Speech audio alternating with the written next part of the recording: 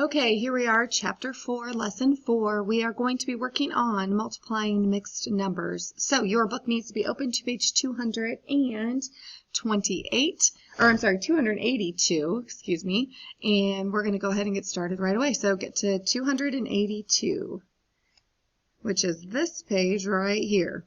Okay. When we are on page 282, you're going to notice, again, I always say this is very important.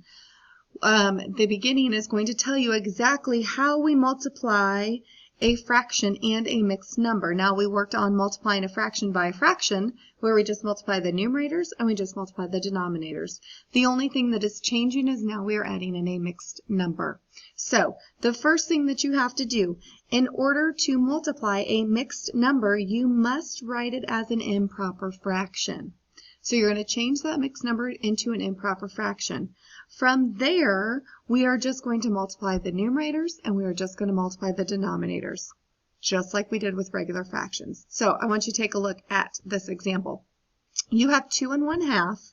Okay, it is 2 1/2 times 1/4. Okay, you should be writing this down with me, even though it's right there. Now, we are taking this mixed number and turning it into an improper fraction. So how do we take a mixed number and turn it to an improper fraction? Over here, write mixed number to improper fraction. Okay, and how do you take a mixed number to an improper fraction? We do what is called the check mark method. Number 1, check mark method, which looks like this. I'm going to do this. Notice how I took that check mark over my whole number to my denominator up to my numerator. So what does that really mean? So what you really do is you multiply the whole number, which is the number on the outside, the whole number by the denominator. Okay, make sure you're writing these steps down. After that, you then add the numerator. Okay, so what does that look like in 2 1/4? When I take 2 1/2, I take 2 times 2 plus 1. Do you see my check mark method? 2 times 2 plus 1. So what is 2 times 2? 4. Plus 1 is 5. That 5 becomes my numerator, and my denominator stays the same as it is in the mixed number. So 2 1/2 is the exact same as 5 halves. Okay, so then we multiply across. You have 5 halves times 1/4. And when you multiply across, you get 5/8. Okay, multiply your numerators, multiply your denominators. All right, make sure that you have this information down on the side, okay, of how to go from a mixed number to an improper fraction. All right, here we go. We're going to take a look at number 2. We're going to take 5 1/2 times 1/3. We're going to leave 1/3 alone because we don't have to do anything with it, but we need to change that 5 1/2 to an improper fraction. These are equivalent fractions, meaning they are the same. So check mark method, check mark. I take my whole number, multiply it by my denominator, add my numerator. So 5 times 2 is 10. 10 plus 1 is 11. Therefore, I get 11 halves. So it is 11 halves. Here, 11 halves times 1/3. When I multiply my numerators, I get 11. When I multiply my denominators, I get 6. Can I leave my answer as 11/6? No, it is an improper fraction. So now we go from an improper fraction to a mixed number, okay? Which means we drop this down and we divide my numerator divided by my denominator. I know that goes in one time. When I subtract, I'm left with 5. That 5 that is left over becomes my numerator. That 6 stays the same, and that becomes my denominator, and I get 1 1/6. Okay? All right, let's do some practice down here. So 2/3 times 2 1/2. So again, we're going to leave 2/3 alone, and I'm going to multiply it by my check mark method. 2 times 2 is 4, plus 1 is 5, and I get 5/2. I multiply across. Oh, but I can actually do something else to make my life easier. I can cross simplify. Notice my 2's. Okay, 2 divided by 2 is 1. 2 divided by 2 is 1. So I get 5/3. I cannot leave it like that. That is an improper fraction. So therefore, I've got to take my numerator and divide it by my denominator. And 1 times 3 is 3. Subtract. I get 2. That 2 becomes my numerator, and my denominator stays the same. So I have 1 and 2/3 for my answer. All right, let's take a look at B. 3 and 3/8 times, check mark, 3 times 3 is 9, plus 1 is 10, over 3, that denominator stays the same. I can do double cross simplifying here. Super easy, awesome. 3 divided by 3 is 1. 3 divided by 3 is 1. I know 8 and 10 have a common factor of 2. 8 divided by 2 is 4. 10 divided by 2 is 5. And I get 5/4. Can I leave it like that? No, my numerator is bigger than my denominator. I cannot do that. That is not okay. I have to take that improper fraction and turn it into a mixed number. I know that I can make one group of 4 out of 5. I subtract. That 1 becomes my numerator. That 4 becomes my denominator, and I get 1 and 1/4. Okay? All right. Let's take a look at the next page on 283. And now what we're going to do is we are going to multiply mixed numbers by mixed numbers. Does anything change? No. All we're going to do is take those mixed numbers, both of them, and turn them into improper fractions. Okay? So we're going to come right on down here to this bottom. It says Mr. Wilkins is laying bricks to make a rectangular patio. The area he is covering, area equals length times width. That's a formula. He is covering with bricks is 15.5 feet by 9 3/4 feet. What is the area of the patio? So my problem is now 15 1/2 times 9 3/4. I'm going to change both of those mixed numbers to improper fractions. Checkmark method. 15 times 2 is 30, plus 1 is 31. I leave my denominator the same.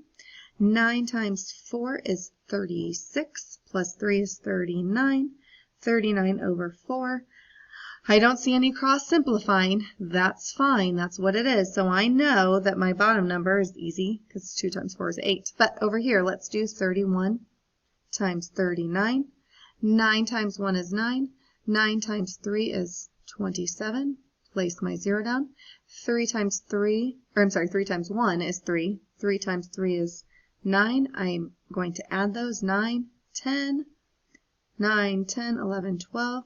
I get 1,209/8. Can I leave it like that? No. I've got to take my numerator and divide it by my denominator. So I have 12. I can make one group of 8. I subtract. I get 4. I'm going to bring that 0 down. When I look at that, I know that that goes in. Uh-oh. Oh, goodness gracious. That's what happens. Oop. That's so fun. I love it when that happens. Not really. Okay. You move it up a little bit and the whole thing shifts. Now I have 5 times 8 is 40. I subtract. I get 0. Bring down the 9. If I have 9, can I make a group of 8? I sure can. I have 1. And I have 1 left over. I have no other numbers to bring over. That 1 becomes my numerator. I hope you're saying it with me. That 8 becomes my denominator. So I have, well, this was a lot of work, 151 1/8 feet squared, because we're talking area. Okay? All right. I got to stop here for a second, and we're going to move on to this next page right here. Okay, so we're going to continue on to this page on 284. So let's take a look at these examples. So number 1 it is 1/2 times 2 3/8. Again, we've got to do that check mark method and turn that into an improper fraction. So 2 times 8 is 16. 16 plus 9 is 19 over 3. My denominator stays the same. So now I'm going to multiply. I'm sorry, it's 8, not 3. There we go. Now I'm going to multiply across. 19 times 1 is 19. 2 times 8 is 16, and I have 19/16. I cannot leave it like that. That is an improper fraction. So I need to divide my numerator by my denominator. Again, the best way to do that is just take that numerator and flop it down right next to it, next to your denominator, and put that division sign in. That way you don't put them in the wrong spot. Okay, I know that goes in one time, and when I subtract, I get 3, and I have 1 3/16. Does 3/16 need to be simplified, or can it? Nope, it cannot. So we are moving on. Next one, 1 3/4 times 2 5/8. Check mark method. 1 times 4 is 4, plus 3 is 7, so I have 7/4. Times 2 times 5 is 10. 10 plus 4 is 14 over, I think it was 5. I couldn't see it. Over 5. Okay, very good. I could just look at my answers I have over here, but that's crazy. Okay, here we go. So I'm going to actually cross simplify because I know that 4 and 14 share a common denominator, or a common factor of 2. So 4 divided by 2 is 2. 7 divided by 2, 14 divided by 2 is 7. I give answers all the time. So we get 7 times 7 is 41. 5 times 2 is 10. Now I take my numerator and divide it by my denominator. I know that 10 goes into 49 4 times, and I subtract, and I'm left with 9. Therefore, that 9 becomes my numerator, my 10 becomes my denominator, and I have 4 9/10. All right, I'm going to kind of erase this so I have some room for my next problem. Okay, 1 2/3. So 1 times 3 is 3, plus 2 is 5, so 5/3, times 2 times 7 is 14. 14 plus 4 is 18 over 7. I'm going to multiply across. Well, actually, I think I can cross simplify here because I can divide 3 divided by 3, which is 1. 18 divided by 3 is 6. So then I end up with 30 over 7. I'm going to divide by 30 because that's an improper fraction. So I know that goes in 4 times, which is 28. I subtract. That leaves me with 2. That 2 becomes my numerator. That 7 stays as my denominator, and I have 4 2/7.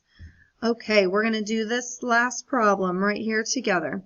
Melanie is training for a track meet. She ran 2 1/4 miles for 5 days.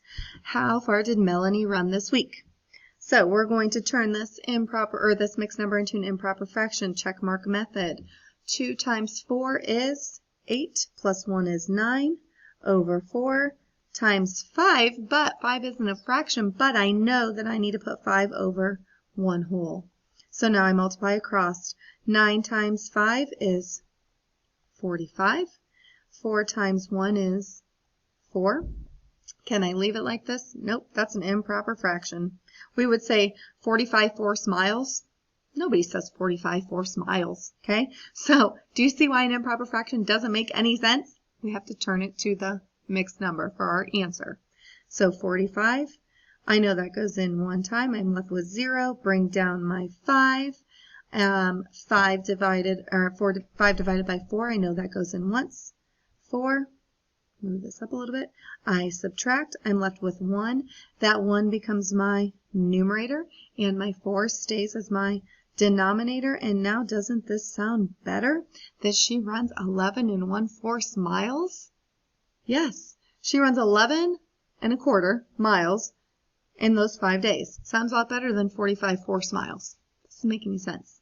I mean, it does, but it doesn't. Okay, so there is that. There are your examples on how we go from multiplying a mixed number. Remember, you just have to turn that mixed number into an improper fraction, and then you multiply. If you're not very good on your multiplication, you might want to use a multiplication chart. Do not use a calculator, but we need to really work on understanding our multiplications. facts. So make sure that you are practicing those if this is a struggle for you, but I'm sure you'll do fine.